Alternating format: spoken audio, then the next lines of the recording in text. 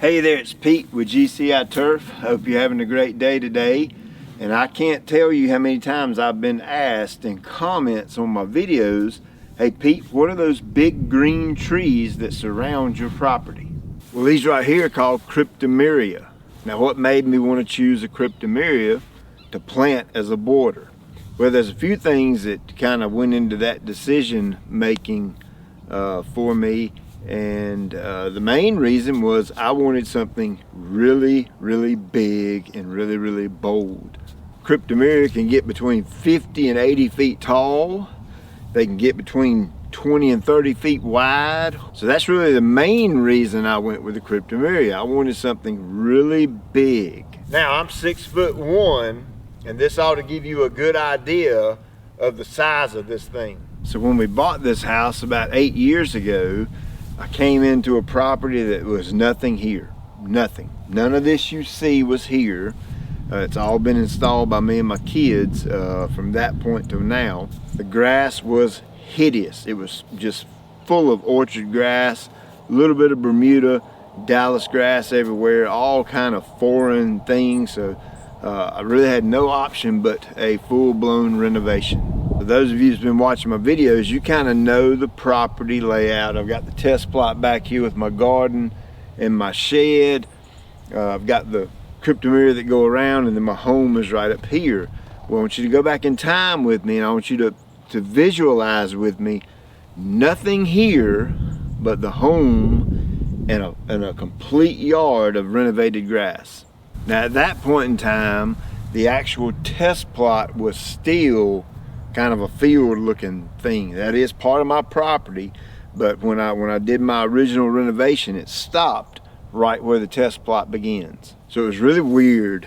I come out here, I'm super duper anal about symmetry in the yard. If this tree is 13.2 feet away from this tree, and I'm planning on planting the other one 13.2 feet away. I'm just super duper anal about symmetry in the yard, everything lining up and being just perfect.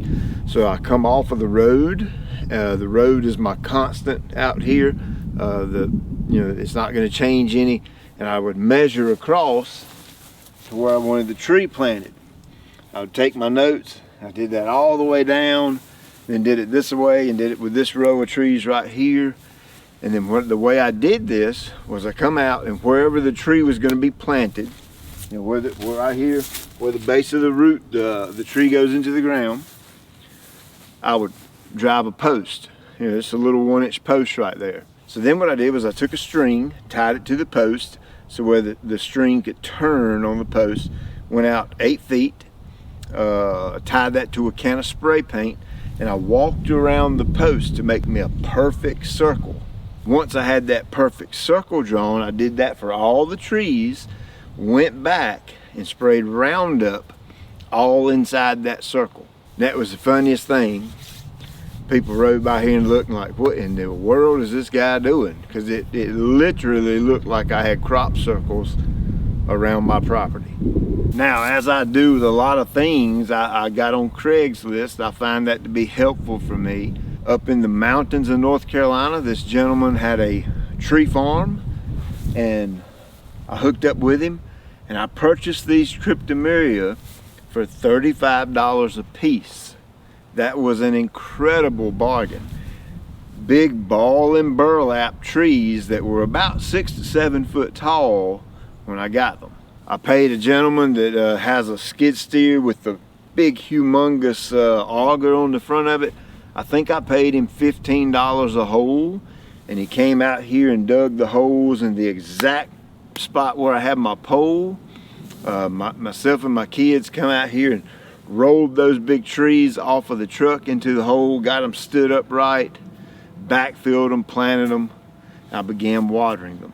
Now these things on average grow about 3 to 4 feet per year, so they are very rapid growing trees. They grow super fast. Out of the 21 that I planted, you can see this one right here, I lost it. That one died after a year. So I had to go find one that matched up with these and come back and replant that one. And and you can see it's catching up pretty good. You can see this right here. This happens on occasion, especially during the winter time. They tend to shed, and you'll get some of this stuff fall all in the yard. You can kind of see what I deal with during the winter time. Now, everything I've read online and talking with friends in my industry, this is 100% completely normal for a Cryptomeria to kind of get that bronzy, off color look during the winter, and they also shed a little bit. And it's my understanding that this is basically a winter burn type thing from winter wind, lack of moisture in the leaves, that kind of thing. So what do I do to fix it? Well, nothing really I do to fix it. I just let them do what they do. Now, yeah, throughout the winter, I do keep the yard cleaned up, keep this stuff cleaned up off my grass. You'll also notice that inside here, they tend to do the same thing.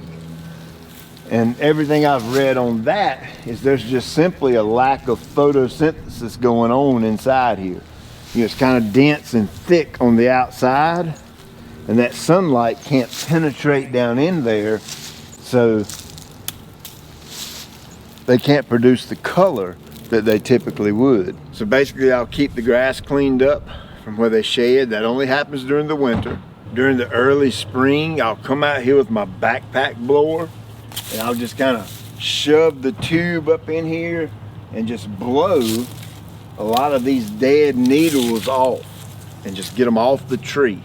Early spring, I'll also come out with a pair of loppers, and any limbs I see that are kind of struggling or maybe even dead, I'll just whack them off. And other than those few things I just do once a year to the Cryptomeria, I don't even touch them after that. Literally, that's all I do to them. Every bit of design that I put into this yard, I basically had a blank pad when I started. I designed it around that sun and my turf grass. You know, I'm a grass guy. Man, I love my turf. I love for it to look good. I love to mow it. I love everything about grass. So when I designed this property or designed this yard, I wanted to maximize in every single way the health of my turf. Now, as you know, tall fescue is a cool season turf. It does not like the brutal hot summer. So these big humongous Cryptomeria help to shade all of this during the heat of the day. The morning sun comes up over here on the garage side of my house, goes kind of directly over and out front of the house, and the brutal hot sun is typically right over this way, and by then this backyard is getting some shade from the Cryptomeria, and as the sun wraps around and starts to set, it's still good and hot in the summer, it begins to shade the front yard as well. So, is a Cryptomeria right for you? Well, I don't know. If I could give you any bit of advice on to help you make your decision if you want this tree in your yard or on your property, number one, right plant, right place. And what I mean by that is you have to remember 50 to 80 feet tall, 20 to 30 foot wide. Far north, I can't really speak on your behalf because I don't live there. I live in North Carolina where we have milder winters, and they do very well here. Whether or not they do well up north, I don't know if it's too cold for them or not. Far south, I don't see any reason why you wouldn't have great luck with them. But I think the most important decision there is make sure you plant it where the tree has room to grow and room to mature. It also prefers full sunlight. I've read some things where semi to moderate shade, they'll do okay. But these get full sunlight all day long, and I think that's just another reason they do so good. So hey, thank you for watching. Be sure and like and subscribe and share and tell all your buddies.